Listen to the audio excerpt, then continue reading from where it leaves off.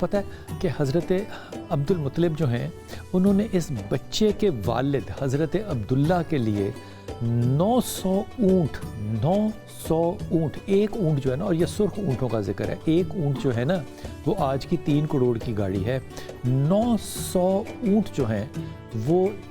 قربان کیے تھے، کیونکہ آج ہم ایسے بچے کی بات کریں گے، اس بچے کی بات کریں گے جس بچے کے پیدا ہونے سے پہلے وہ یتیم ہو گیا تھا، اور یتیم بھی ایسا کہ جس نے اپنے باپ کی شکل کو نہیں دیکھا تھا، اور جب یہ بچہ جو ہے یہ بہت چھوٹا تھا، مختلف روایات میں تقریباً 6 سال کا تھا، تو اپنی والدہ سے بھی یہ یتیم ہو گئے۔ جب یہ کہا جاتا ہے نا، تو جن لوگوں کے بچے 6 سال کے ہیں نا، وہ سوچیں کہ ایک ایسا بچہ جس کے کہ نہ ماں ہوگا نہ والد ہوگا، اور وہ بچہ جو ہے وہ اس دنیا میں اکیلا تنہا جب رہ جائے گا تو اس کا کردار کیسا بنے گا آئندہ دنیا کے اندر، جس نے اپنے اس بچپن میں اتنا غم دیکھا ہو۔ میں آپ کو قسم کھا کے کہہ رہا ہوں کہ اس کے غم کی مثال جو ہے وہ لفظوں میں نہیں دی جا سکتی۔ اس بچے کے غم میں شامل ہونا یا کہنا کہ میں سمجھتا ہوں غم، نہیں، میں نہیں سمجھ سکتا غم، لیکن اس بچے نے 6 سال کی عمر میں یہ غم تنہا کاٹا، اور اس طرح سے کاٹا کہ اس بچے کی ایک خدمتگار تھیں جو کہ ان کے والد صاحب کی طرف سے ان کو ملی تھیں، اور والدہ کے ساتھ یہ مدینے سے مکے کے درمیان سفر کے درمیان ایک جگہ آتی ہے، اس کا نام ہے ابوا۔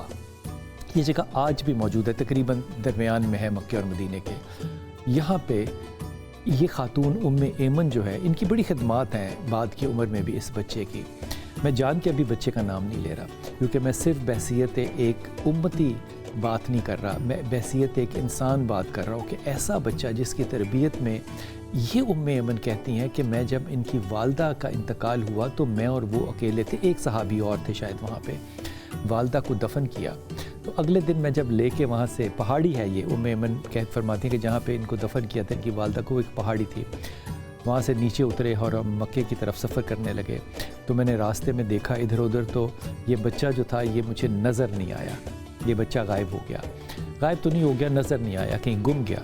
تو کہتی میں ڈھونڈتے، اور یہ جو جگہ ہے ساری پہاڑی کی، ایمن جو فرماتی ہیں جو ابوا کی ہے، یہ جھاڑیوں والی ہیں، یہاں پہ کانٹے دار جھاڑیاں ہیں۔ کہتی میں واپس قبر کے اوپر گئی جہاں پہ کہ والدہ کو پچھلی رات جو ہے وہ دفن کیا تھا، تو یہ بچہ اپنی ماں کی قبر کے ساتھ لپٹا ہوا تھا، اپنی ماں کی قبر کے ساتھ لپٹا ہوا تھا، جیسے جپھی ڈال کے نہیں لیٹتے آپ، ایسے ہی اپنی ماں کی قبر کے اوپر جپھی ڈال کے یہ بچہ جو تھا وہ لیٹا ہوا تھا،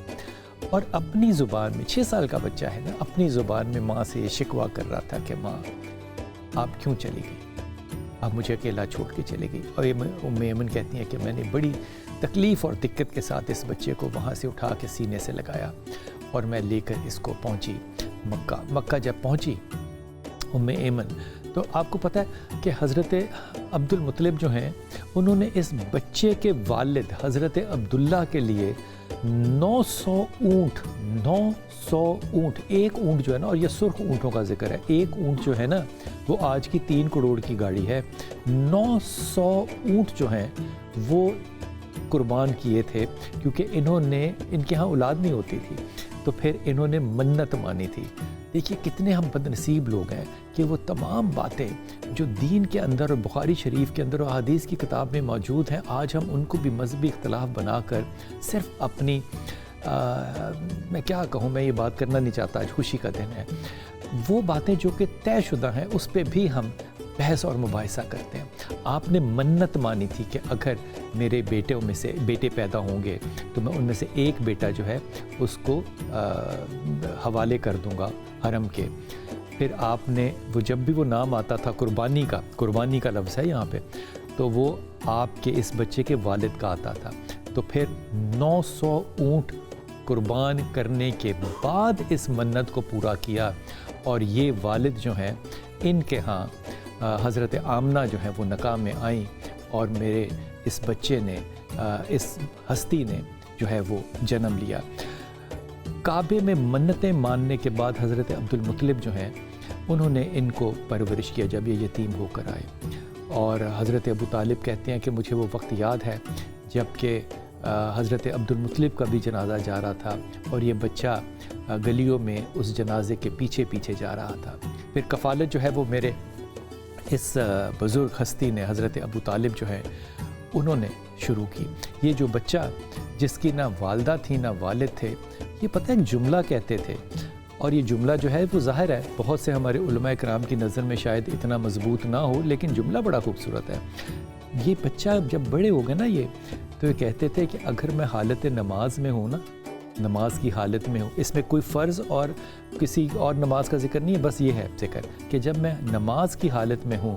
اور اگر میری ماں مجھے نماز کے اندر بھی آواز دیتی تو میں اپنی نماز کو چھوڑ کے اپنی ماں کے آواز پہ لبیک کہتا۔ یہ محبت ہے اس ہستی کی جس کی آج ہم سالگرہ جو ہے وہ منا رہے ہیں۔ یہ عظیم ہستی